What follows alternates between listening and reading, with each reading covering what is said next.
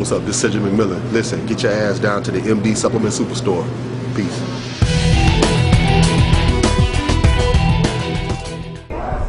Sean right here with the training guru, George Farah. George, you're no stranger to traveling and watching things go down in the IFBB, but right now the biggest story has got to be the fact that Cedric McMillan flew all the way down here from South Carolina only to miss the mandatory meeting where everyone and their mother was here on time and early because we all had to deal with this Brazilian traffic, and so far the story is that he was stuck in traffic. You know, I mean, I believe it. We all saw the traffic. We all saw everything.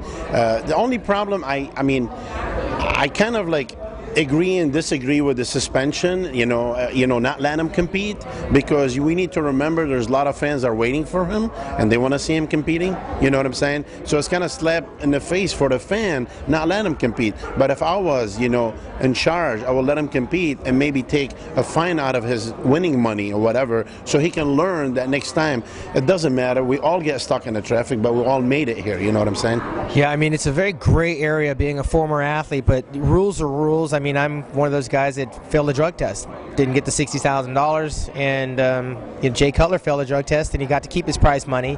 Kevin Levrone was late to a meeting and almost got kicked out of the Mr. Olympia, but he showed up. This is the second time in 2 weeks that this has happened, and I know this can't make the promoters nor the athletes that found their way here early because of the traffic and abide by the rules and the regulations. So I hesitate to say that he should be penalized in that way, but what's a dollar amount penalty to an athlete that's justifiable to send a message to the other athletes to make sure they show up? Mandatory means mandatory. Imagine if you missed a mandatory meeting at the Super Bowl, you may not be allowed in.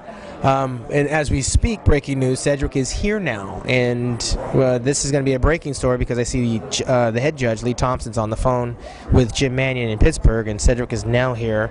And well, like you said, he may be penalized for not missing the meeting. That's what I'll do, honestly, because you're right. You're absolutely right, and we need to send a message. But at the same time, the fan, our fan, and the fan, they want to see Cedric. Cedric just won the Germany. They want to see him repeat or whatever. So yeah. A lot of the athletes they don't know all of the rules. I think the rules have evolved, and they bend the rules and they break the rules, and sometimes they throw it all caution to the wind. It'll be interesting to see what actually happens. I mean, he's here in Brazil. He's here at the meeting that is now over.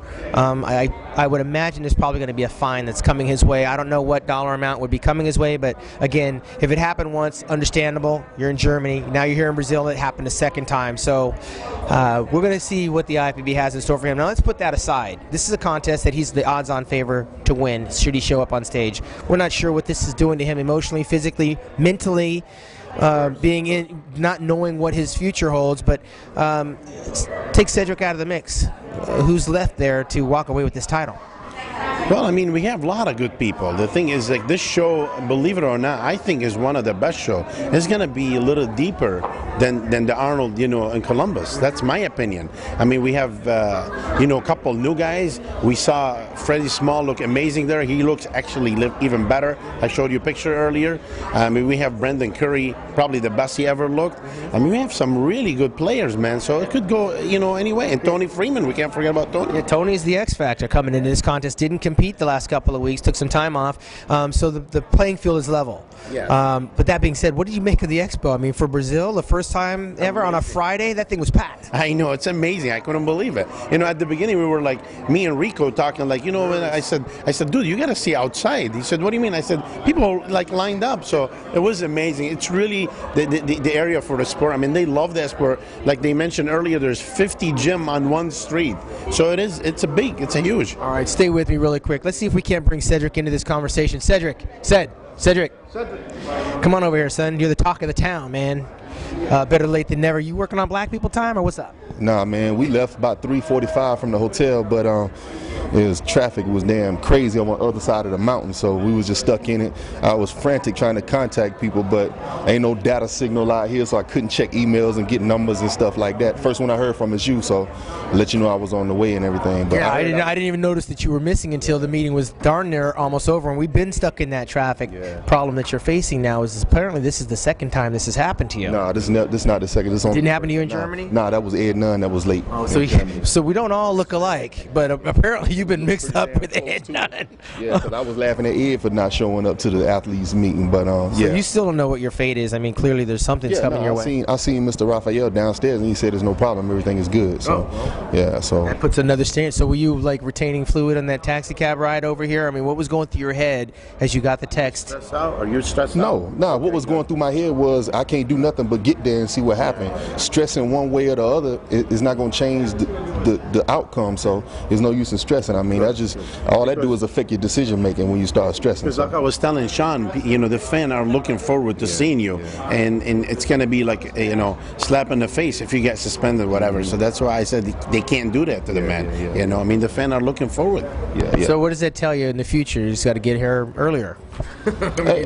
I mean, you never can. I mean, you never can say, okay, traffic is probably going to be like this in a foreign country that you've never been in before. You know what I'm saying? Shit happens is really what it all boils down to. It's just making sure, like, I mean, I have to deal with that in the Army with my soldiers and with my superiors. You know, if you run a little bit late, the first thing you got to do is let somebody know so they understand your status, you know, and that's, you know, I did my best to try to do that. Chris was on the way up here. I think they changed the room. It was supposed to be on the first floor. They moved it to the second floor, you know, shit like that. So, you know, I did the best I could. So here we are. Well, part of the confusion is that you were confused for another big, tall, black guy in the form of 46-year-old, or not 40-year-old Ed Nunn. That being said, you had some fun with him on the stage out there in Germany. Are you getting used to being up there now? Well, it was just whenever they tell us, you know, when we do that pose down and they say, oh, go through the crowd and have some fun, and that's when I can wild out, you know. But before that, you know, when we doing prejudging and stuff like that, I try to keep it, you know, professional, at least in the prejudging, because that's what it's all about, is showing them poses, doing the physiques. But night show, when they tell us we can have a little bit of fun, that's when I like to try to act up a little bit, you know. Well, you know, I'm one of your harshest critics in terms of you coming your best. You feeling like you're drying out properly and things are coming your way this time? I feel like everything is going well. Definitely a lot of people told me it'd be good to try to be fuller, try to be harder for this show, not come in, you know, because sometimes I have a tendency to be slightly flat, and this time I feel like Chris look at me every time he said, damn, Cedric, you look full, damn, you look full. So, you know, I know that's on track. Drier than Germany, that's what I want to know. Yeah, drier than Germany. Drier than fuller, and that's what we want to hear. Well, that's all we want to hear. And with that, we can close this thing out. We're here at the conclusion of the athlete meeting, and Cedric is in the house, and we're going to find out what's in store for him 24 short hours from now here in Rio de Janeiro. For Ed, there it is again, for Cedric and George, I'm Sean Ray, MuscularDevelopment.com. What's up? This is Cedric McMillan. Listen, get your ass down to the MD Supplement Superstore. Peace.